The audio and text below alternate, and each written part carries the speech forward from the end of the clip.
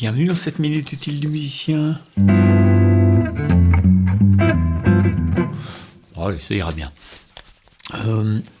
Aujourd'hui, je voudrais vous parler d'impro blues parce que très souvent, je vois les gens improviser en blues quasiment toujours de la même façon. C'est-à-dire que vous êtes des milliers de guitaristes, peut-être des millions en France, et vous jouez presque tous pareil. Il y a bien sûr des musiciens qui sortent du lot, etc., des professionnels, tout ça.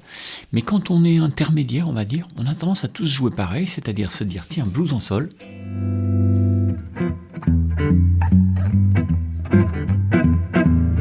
Et on joue pentatonique mineur de sol et basta. C'est ce qu'on appelle de l'indifférence harmonique. Sauf que, généralement, vous faites encore plus que de l'indifférence harmonique.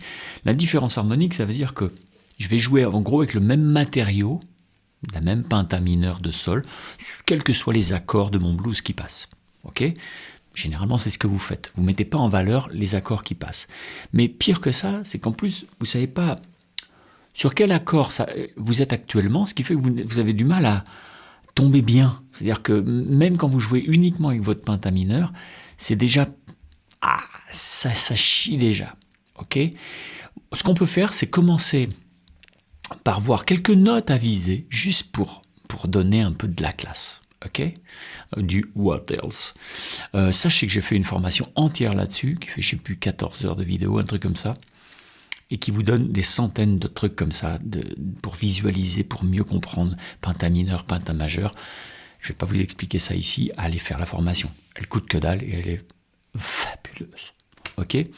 Admettons qu'on commence par on fait un blues en sol, tiens, ça change un peu. Donc ça va commencer par le sol, 7e. Tu peux jouer pentatonique mineur, mais tu peux aussi choisir de jouer pentatonique majeur.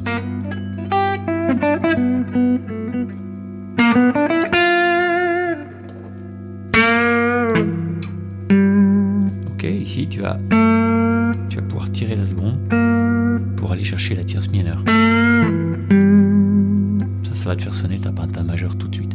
Généralement, la pentatonique majeure, vous avez du mal, parce que vous dites, ouais, c'est comme une pentatonique mineure, donc c'est mort. Si tu commences par te dire c'est comme une pentatonique mineure, c'est mort, tu la feras pas sonner. Donc pour bien sonner pentatonique majeure, il va falloir tirer cette seconde vers la tierce mineure. Et ça suffira pour la faire sonner super. Ok ? Moi, je te conseille sur le premier accord, non pas de jouer pentatonique mineur. Tu peux, hein. Je le fais tout le temps, mais si tu veux entendre des choses, tu peux commencer par jouer pentatonique majeur.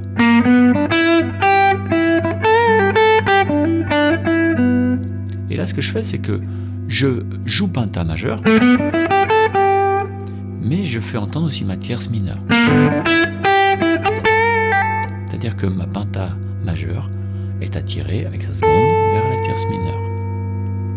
Pourquoi faire ? Pour garder cette tierce mineure au moment où on va arriver.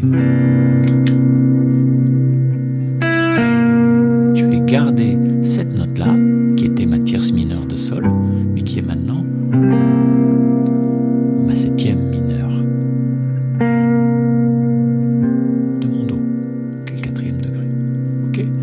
Et donc, ça va faire, je te fais tout doucement.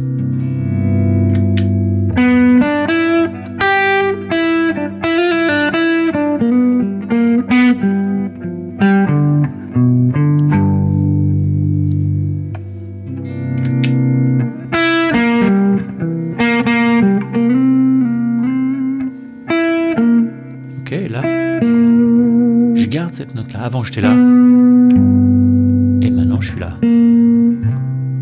Ok ? Donc, ça va être intéressant de passer en pentatonique mineur sur ce 4e degré. Si je te fais... Je m'en mêle dans les pédales. Si je te fais...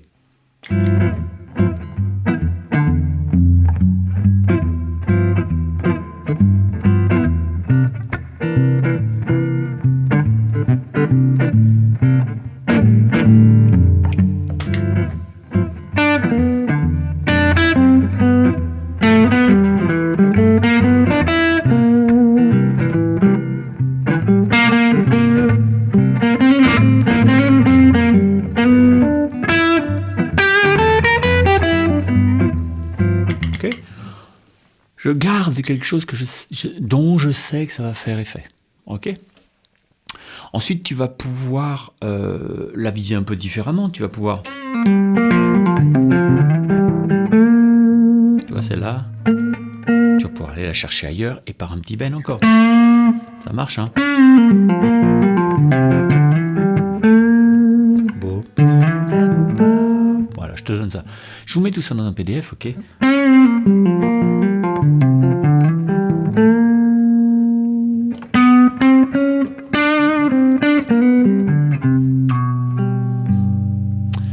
Quand tu veux passer au 5e degré, ok, tu vas pouvoir penser de façon purement verticale, ok, parallèle. Ici, tu as ces deux notes-là qui vont bien, ça c'est la tierce.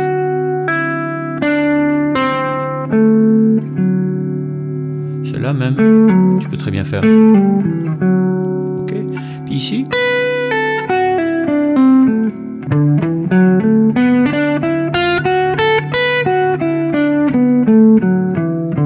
Penta majeur. Mais tu pourrais très bien faire ça.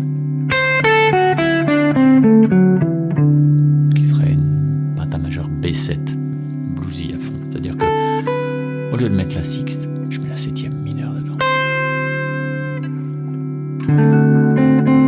Parce qu'il y a l'accord qui est comme ça. Avec la sixte, ça marche aussi, hein, mais...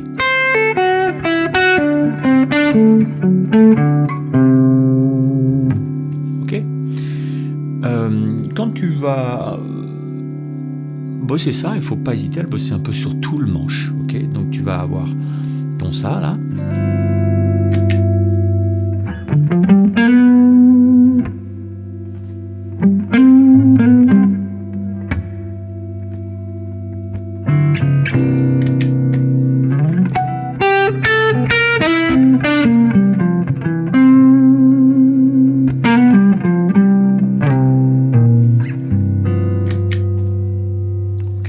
Il ne faut pas hésiter à avoir plusieurs régions comme ça que tu as bossé pour aller chercher tes couleurs.